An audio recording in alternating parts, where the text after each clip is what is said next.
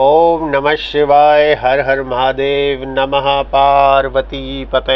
हर हर महादेव। नमो भगवते वासुदेवाय। श्री राधा रमण देवाय नमो नमः। आप सभी का कल्याण हो, हमारे भारत राष्ट्र का कल्याण हो, समस्त पृथ्वी का कल्याण हो, ऐसी कामना श्री चरणों में मैं करता हूँ। तो आज का जो विषय है वो है ज्योतिष, कि ज्योतिष क्या है और ज्योतिष क्या वाकई होता है। तो इसके विषय में हम चर्चा करेंगे। ज्योतिष के विषय में सर्वप्रथम आपको मैं यही बोलता हूँ कि जो ईश्वर हैं, प्रभु हैं, ब्रह्मा जी सृष्टि के रचयिता हैं, सृष्टि बनाते हैं, विष्णु जी पालनहार हैं और साक्षात मेरे बाबा शिव ये सृष्टि का विनाश करते हैं। ब्रह्मा विष्णु महेश, इन तीनों से ही सृष्टि चल रही है। अब चूंकि सृष्टि को बनाना, सृष्टि को चलाना और सृष्टि का विनाश करना, अगर ये हमारे तीनों ईश्वर के पास में है तो फिर इतनी चर्चा होनी ही नहीं चाहिए कि ज्योतिष क्यों होता है। आप मेरे बात का आशय समझिए कि अगर किसी मनुष्य को कष्ट आता है तो जो पालनहार है विष्णु महाराज, हमारे विष्णु जी नारायण हरि, तो इसका मतलब वो कष्ट दे रहे। अगर किसी के घर में शहनाइयाँ बज रही हैं, किसी की करोड़ों की लॉटरी लग गई है, किसी ने बहुत बड़ा धन संचय कर लिया है, विश्व के अग्रणी धनाढ़े व्यक्तियों में उनकी पहचान है, तो यानी पालनहार तो विष्णु महाराज है। तो इसका मतलब विष्णु जी सब ठीक कर रहे हैं, उन्हीं का कार्य है, पालन कर रहे हो। और अचानक ही कोई बहुत विख्यात आदमी, कोई बहुत स्वस्थ आदमी, कोई स्वस्थ मनुष्य जिसने कभी किसी को अमर्यादित भाषा नहीं बोली, गाली नहीं दी, किसी के विषय में गलत सोचा नहीं, वो केवल अपना कार्य कर रहा है और जीवन निर्वाह कर रहा है। लेकिन अचानक आप वीडियो देखते हैं कि कोई बैठा है तो कोई ग्रास खाने का लेकर बैठा है, उतने में ही उनको हृदयघात हुआ और वो नारायण हरि चले गए। कोई बड़े प्रसन्न मुद्रा में विवाह समारोह में नाच रहे हैं तो भी वो चले गए, अचानक ही उन्हें हार्ट अटैक हुआ, चले गए। कोई माता वैष्णो देवी के दर्शन करने जा रहे हैं या आ रहे हैं, अचानक हार्ट अटैक हुआ और वो भी मुक्ति को प्राप्त हुए। कोई केदारनाथ में जब 2013 में आपदा आई तो वो तो सब दर्शन करने ही गए थे प्रभु के। तो इतने लोगों की जो मुक्ति हुई, वस्तुतः तो होनी नहीं चाहिए, वो तो प्रभु के द्वार गए। और भगवान तो बोल ही रहे कि सारी सृष्टि मेरी है। पालनहार जो विष्णु महाराज कह रहे हैं कि जो पृथ्वी है इसमें कुछ भी है, पेड़ पौधे, मनुष्य, जानवर, कीट पतंग, आकाश, पानी, अग्नि, इस सब में मैं ही हूँ। तो भगवान हमें पैदा कर रहे हैं और हमें ही प्रताड़ित कर रहे हैं। ये सोचने वाली बात है, पर ऐसा नहीं है। भगवान कभी भी किसी का ना अच्छा करते हैं ना किसी का बुरा करते हैं। ये आप अपने चित्त में बात को बांध लीजिए।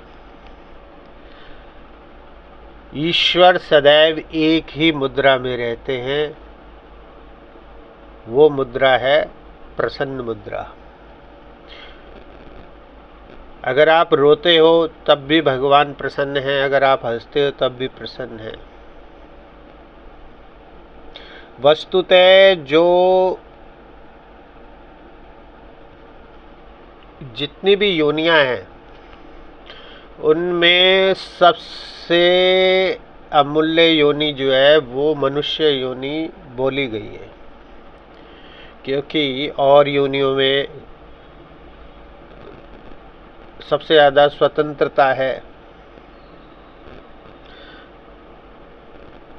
आप देख लीजिए, कोई भी कार्य करना है तो हर योनि में वो स्वतंत्र होके,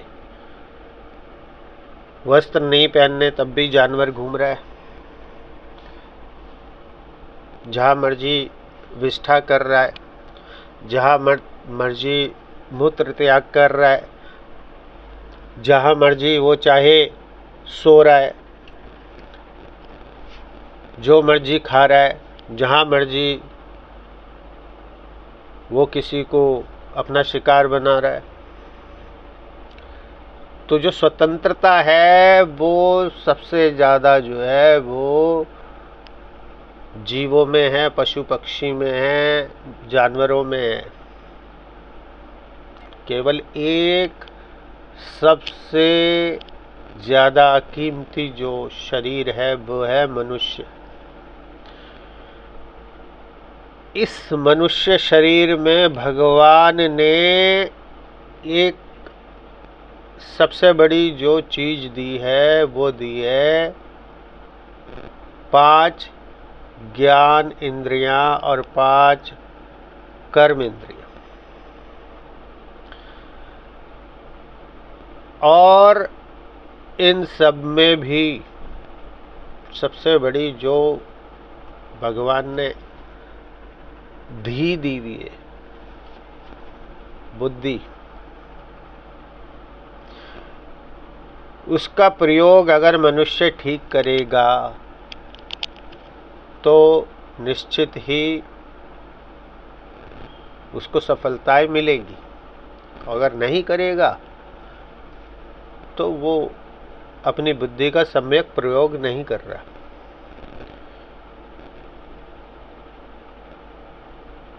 भगवान का काम सृष्टि को बनाना, सृष्टि का पालनहार करना और सृष्टि का विनाश करना, यहाँ तक है बस।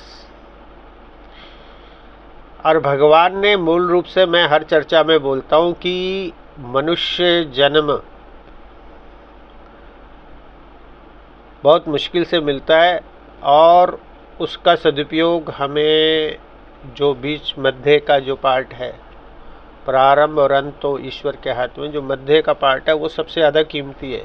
अगर उसमें मनुष्य ने अपने जीवन को विभागों में, मतलब पार्ट्स में डिवाइड कर लिया कि भाई 30 साल तक मैं ये करूँगा, 50 साल तक ये करूँगा, फिर 60 साल तक ये करूँगा, फिर 70-75 तक मैं ये करूँगा।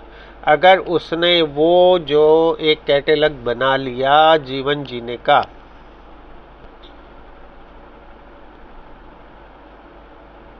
और वो भी नियम के अनुसार, ये नहीं कि किसी को प्रताड़ित करके धन कमा लिया, किसी का धन चुरा लिया, या फिर सारा दिन उल्टे ही कार्यों में व्यस्त रहा, ऐसा जीवन आगे पूरा जो भोगता है वो कष्टमय जीवन ही भोगता है।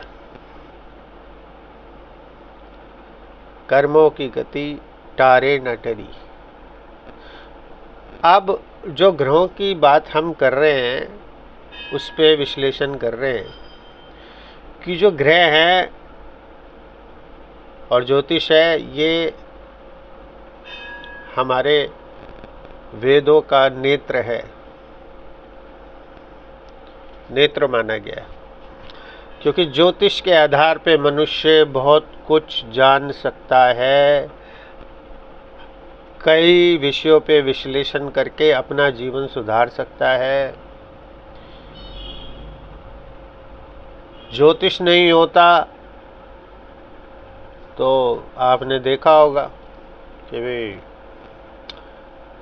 बालक पैदा होता है तो उसका नामकरण संस्कार होता है, उसके बाद अन्नप्राशन मुहूर्त होता है, मुंडन संस्कार होता है, फिर उसका अध्ययन कब इसको स्कूल भेजना है उसके लिए निकलता है, कब उपनयन जनेऊ संस्कार होता है। ये सारी चीज़ें होती है आज से नहीं, अनादि काल से। और आपने टीवी सीरियल्स में भी देखा होगा, श्री राम जी की जब जन्म हुआ तब सारे गुरुजन आए, उन्होंने राजा दशरथ जी को बताया इनका नाम राम, इनका लक्ष्मण, इनका भरत और शत्रुघ्न पड़ेगा। तो ये जो ज्योतिष है ये नेत्र है। और जो ज्योतिष का सबसे बड़ा ग्रंथ है वो 5000 वर्ष पूर्व भृगु ऋषि ने लिखा, जिसका नाम भृगु संहिता पड़ा। तो उनको भृगु संहिता लिखने की आवश्यकता केवल इसलिए ही पड़ी कि कलयुग में जब मनुष्य अनेक रोगों से ग्रसित होगा, अनेक पीड़ाओं से व्यथित होगा, अपने अच्छे कर्म या बुरे कर्म उसको अच्छा और बुरा फल देंगे, तो ये सब को जो सही मार्ग दिखाएगा वो ज्योतिष दिखाएगा। तो ये तो बात निश्चित हो गई कि ज्योतिष तो है ही। ज्योतिष में पंचांग है, तिथि वार योग नक्षत्र करण इति पंचांगम कथ्यते, वो मैं बता चुका हूँ। पंचांग की महत्ता, हर 15 दिन में शुक्ल पक्ष, फिर कृष्ण पक्ष। तो अब मूल बात में मैं आ रहा हूँ कि ज्योतिष को मानने वाले कष्ट वही भोगते हैं जो ज्योतिष को पूरा नहीं मानते। या तो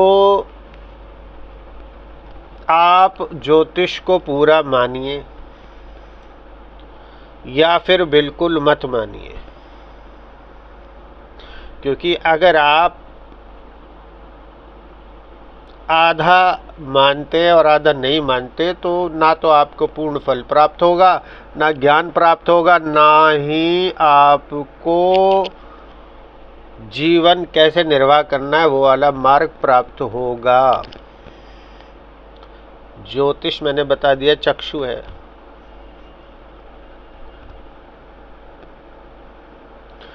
तो जो पूर्ण रूप से ज्योतिष के अनुसार चलते हैं और बहुत अच्छे गुरु के संपर्क में हैं, तो आपने देखा ही होगा कि काफ़ी उनका अच्छा भविष्य रहा और चल रहा है।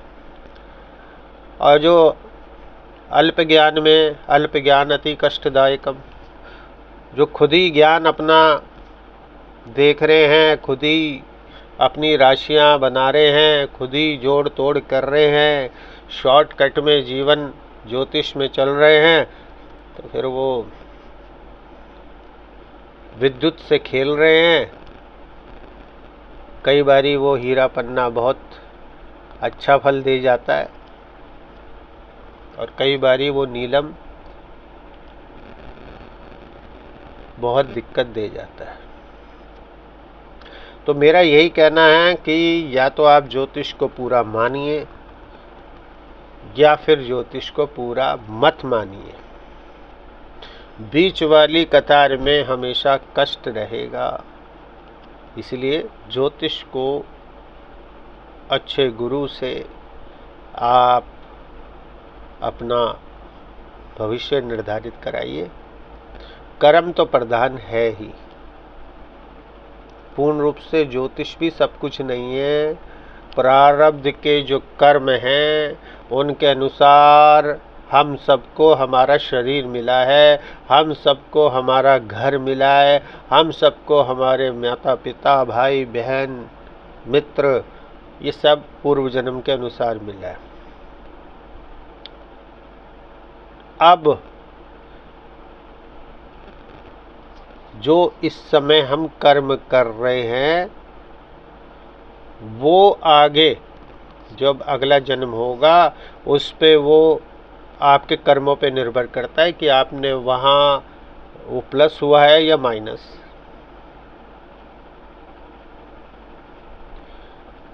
इसका उदाहरण मैं बता सकता हूँ कि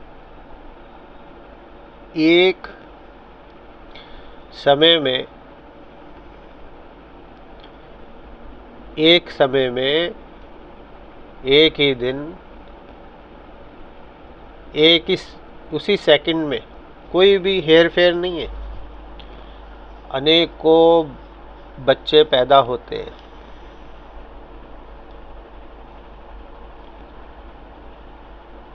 तो कोई डॉक्टर बनता है, कोई इंजीनियर बनता है, कोई मैकेनिक बनता है, कोई परचून की दुकान खोलता है, कोई बड़ा व्यवसाय लगाता है, कोई बहुत बड़े कपड़ों की फैक्ट्री का मालिक बनता है, कोई स्टील की फैक्ट्री का मालिक बनता है, कोई बहुत बड़ा धनवान बन जाता है। जबकि जब सबका जन्म समय एक है उन बच्चों का, और समय एक है और सेकंड तक एक है, नक्षत्र भी वही है, राशि भी वही है, ग्रहों का एक एक अंश वही है, कोई चीज हिली नहीं है। तो ऐसा क्यों है? ये सब है कर्मों का खेल।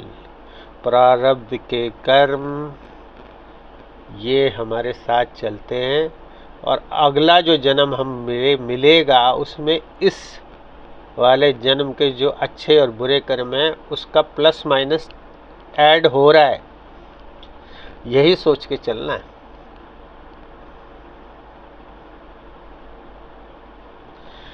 तो आप सबको फिलहाल तो मैं यही बोल सकता हूँ कि कर्म तो प्रधान है ही। अगर ज्योतिष में राजयोग लिखा है तो ये नहीं कि आपको चाय पीने की इच्छा है तो आप बोलो चाय प्रस्तुत की जाए तो वह हवा में उड़ के आएगी और आपके मुंह में जाएगी, नहीं।